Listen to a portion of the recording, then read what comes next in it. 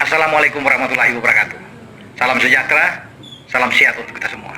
Masih dengan saya Bung Ropan dan terus berbicara persaingan yang berlangsung di grup C, kualifikasi atau babak pra Piala Dunia zona Asia. Australia dan Arab Saudi memainkan laga lebih awal, tanggal 14. Kita baru besok melawan Jepang ya di GBK. Dan kabar yang saya pikir mengembirakan juga buat kita semua ya. Hasilnya di Melbourne, di AAMI Park yang berlangsung barusan ini 0-0 ya, sudah full time dua tim. Artinya bagus buat kita ya. Memang Australia dan Arab sama-sama ada 6 poin ya, kita baru 3. Tapi kalau kita bisa menang ada kejutan besar, berandai-andai saja ya. Ya boleh dong kalau bisa dikatakan di sini mumpung main di kandang, tim kita kuat yang kita hadapi. Jepang nggak main-main, ini tim yang peringkat 15 dunia yang ya kita tahu bersama lah teman-teman. Tapi dalam sepak bola kan semua itu bisa terjadi. Nah kalau kita bisa menang, kita ada poin 6, sama seperti Australia dan Arab yang membagi angka luar biasa. Atau paling tidak kalau memang hasil imbang kita 4 poin, masih dalam persaingan yang ketat untuk bisa lolos ke Piala Dunia ya. Paling tidak kita akan mengincar posisi keempat ya, ketiga dan 4 agar bisa maju ke ronde keempat untuk bertarung di sana.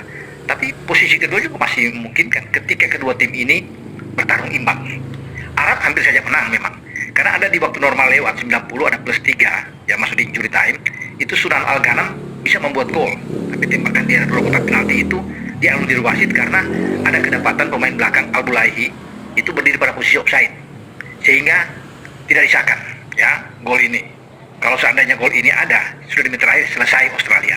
Kalah Australia untuk kedua kali di kandang, karena sebelumnya di matchday pertama mereka kalah dari Bahrain dan hampir saja mereka kalah. Kalau mereka kalah, peluang untuk bisa lolos tipis buat mereka. Arab bersama Jepang ini punya peluang besar, tapi ketika gol itu dianulir dan tetap draw 0-0 sampai peluit panjang berbunyi, saya rasa ini apakah ini jalan-jalan bagi kita untuk terus bisa bersaing ya di dalam grup C ini, memelihara peluang kita. Karena kalau kita bisa mendapatkan hasil positif melawan Jepang pada Jumat esok nantinya, kita akan menghadapi Arab Saudi.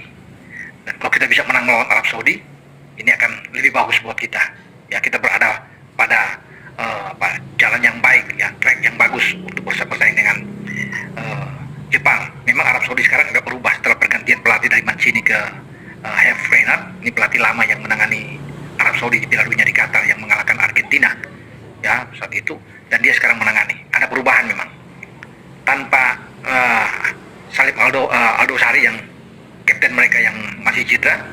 Saya pikir Arab masih tetap kuat ya, karena ada beberapa pemain tambahan baru yang dibawa oleh Herve Renard dalam pertandingan menghadapi Australia, dan mereka tampil cukup oke. Jadi ini menjadi satu hal yang kita bisa lihat ya, pertandingan antara Australia dan Arab Saudi yang juga bagi STY bersiap-siap karena akan menghadapi mereka pasti setelah kita lawan Jepang. Kalau melihat dari pertandingan tadi, Arab bagus dalam penguasaan bola ya, di mana mereka bisa dengan 58%, ya Australia hanya dengan 42%. Ya walaupun Arab sendiri hanya melakukan tembakan 3 kali sepanjang pertandingan dan hanya 1 on target, karena memang pertahanan dari Harry Souter dan kawan-kawan di kubu Australia sangat kuat.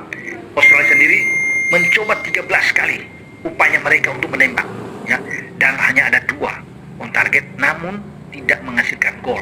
Antara Australia dan juga dengan Arab, kalau mau dilihat di situ ada 3 corner kick, sama-sama mendapatkan 3 corner kick. Jadi pertandingan ini memang layak untuk berakhir seri atau imbang. Walaupun tadi saya bilang kan Arab lebih dominan dalam penguasaan bola, ini luar biasa juga. Australia bermain di kandang kalah dalam penguasaan bola ya, dan Arab yang menguasai di sana. Tapi itulah sepak bola. Makanya kan ini menjadi model bagus buat kita untuk bisa melihat kekuatan Arab, cara mereka bermain yang melawan Australia yang sudah berbeda saat ini di tangan Renard, dan kita akan coba untuk bisa memanfaatkan celah mereka ya untuk bermain di GBK. Siapa tahu kita bisa memenangkan pertandingan ya. Tapi yang paling penting upaya kita lawan Jepang dulu, lewati Jepang dulu, karena fokus kita harus ke Jepang satu-satu. Jepang baru Arab ya. Tapi yang perlu saya bicara di sini, hasil ini menguntungkan juga buat kita. Jadi kita enak, tidak terlalu jauh. Kalau salah satu di antara Australia dan Arab Saudi bisa menang, ini agak hitung ya tim asuhan Popovic juga tidak bisa mencetak gol, sama juga dengan Herve Renard bersama dengan pasukan tidak mencetak gol. Jadi mereka memang tertahan di sini. Tinggal sekarang tergantung kita dalam pertandingan melawan Jepang. Semoga kita mendapatkan hasil yang baik, hasil yang positif. Ini semua tentunya harapan masyarakat Indonesia, penggemar sepak bola Indonesia sangat berharap, merindukan itu bisa terjadi, dan GBK pasti akan full, tekanan akan diberikan, yel-yel, ya, lagu, teriakan dari supporter, itu yang dinantikan oleh banyak pemain. Jadi kita akan membuat Jepang juga agak ketar-ketir juga, karena kan berbeda. Sekarang kita sudah punya Jay Ises, Martin Pas di bawah Mister, Calvin Verdong ada di kiri, ya, kemudian ada Kevin Dix di belakang mendampingi Jai, ada Tom Hai, ada Nathan, yang semua tidak bermain melawan Jepang ketika di Piala Asia kita kalah dengan 3-1 saat itu. Ragnar juga di depan tidak ada, ya, termasuk Eliano Reinders yang mungkin akan dipasang lagi oleh STY, itu semua tidak bermain. Makanya sekarang peluang kita ada, karena waktu di Qatar teman-teman tanggal 24 Januari ya, yang lalu ya, itu masih ada Egy di kanan, Jakub Sayuri masih dipasang, bahkan di tengah itu ada hanya Marcelino Ferdinand dan Ivar Jenner yang bermain. Karena kan kita kasih kuat di belakang, pertama Arhan ada di sana, Rizky Ridho yang bermain ya, ada bagus-bagus lah, ada Jordi Amat yang juga dipasang, ya kan juga masuk ya di babak kedua. Kita oke lah, Sandy Walsh ada di kiri, ya ada di kanan, waktu itu bek kanan, dan di depan ada Rafael Struijk kita ya saat itu.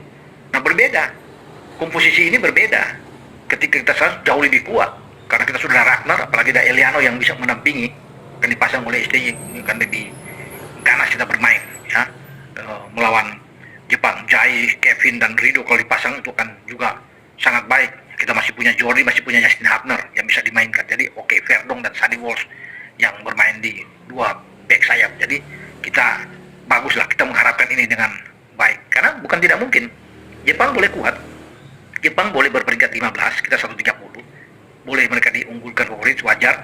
Tetapi sekali lagi ya, semua bisa terjadi sepak bola ya. Sama seperti Arab ketika mana ada orang tahu bisa mengalahkan Argentina dengan Lionel Messi-nya, tapi mereka bisa melakukan itu walaupun Arab tidak lolos ke fase berikut, dan Argentina akhirnya bisa menjadi juara setelah kalah dari Arab.